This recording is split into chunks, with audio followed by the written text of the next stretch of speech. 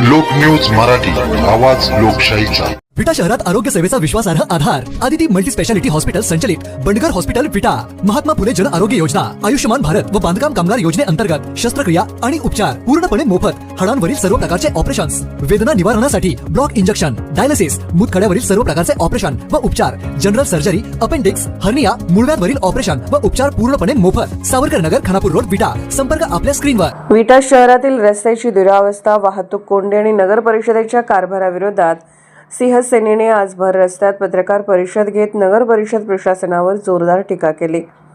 यावेळी सिंह सेनेचे प्रमुख शिव शिंदे यांनी विविध नागरी समस्यांकडे लक्ष वेधत तातडीने उपाययोजना करण्याची मागणी केली। नागरिकांचे जीव जाऊ नये, कोणत्याही नागरिकाचं कुटुंब उद्ध्वस्त होऊ नये, यासाठी आजची आपली पत्रकार परिषद आहे। तुम्ही जर बघत असाल, विटा नगर परिषद हद्दीमधले एकूण जे काही रस्ते आहेत, जे महामार्गाचे असतील, आपले गल्लीबोळातले असतील, ते एकूण रस्ते सगळे अक्षरशः तुम्हाला सांगतो वाट लागलेले आहे त्या रस्त्यात। विटा शहरातील अनेक रस्ते खड्डेमय झाले असून नागरिकांना मोठ्या त्रासाला सामोरे जावे लागत आहे। तसेच शहरातील वाढती वाहतूक कोंडी आणि नियोजनाचा अभाव यामुळे नागरिकांमध्ये तीव्र नाराजी निर्माण झाली आहे। या पार्श्वभूमीवर सिंह सेनेच्या वतीने भर रस्त्यात पत्रकार परिषद घेण्यात आली।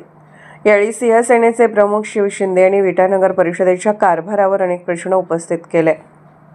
शहरातील प्रमुख रस्त्यांची दुरावस्था, वाहतुकीचे बिघडलेले नियोजन, नागरिकांच्या मूलभूत सुविधांकडे होत असलेले दुर्लक्ष आणि रखडलेली विकास कामे याबाबत त्यांनी प्रशासनाला जाब विचारला। यावेळी शिव शिंदे यांनी विटानगर परिषदेचे उपनगराध्यक्ष अमोल बाबर यांना गंभीर समस्यांकडे तातडीने लक्ष घालण्याची विनंती केली। नागरिकांच्या अडचणी सोडवण्यासाठी नगर परिषद प्रशासनाने त्वरित उपाययोजना कराव्यात, अन्यथा सिंह सेनेच्या वतीने तीव्र आंदोलन छेडण्यात येईल असा इशाराही त्यांनी दिला।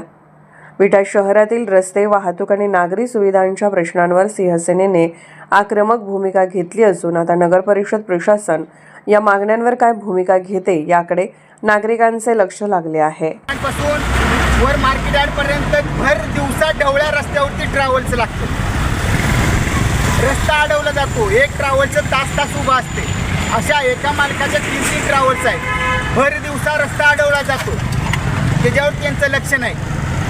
बाकीच्या ठिकाणी वाहतूकची कोंडी होते, या ठिकाणी त्यांचं लक्ष नाही। उपनगराध्यक्ष माननीय अमोलराव बाबर, मला एवढंच सांगायचं आहे त्यांना की आपण तिकडे लक्ष घाला, नाहीतर आम्हाला लक्ष घालावं लागेल। आणि येणाऱ्या 25 तारखेपर्यंत जर हा प्रश्न तुम्ही मार्गी लावला नाही तर आम्ही विटेकरांना घेऊन रस्त्यावरती उतरू।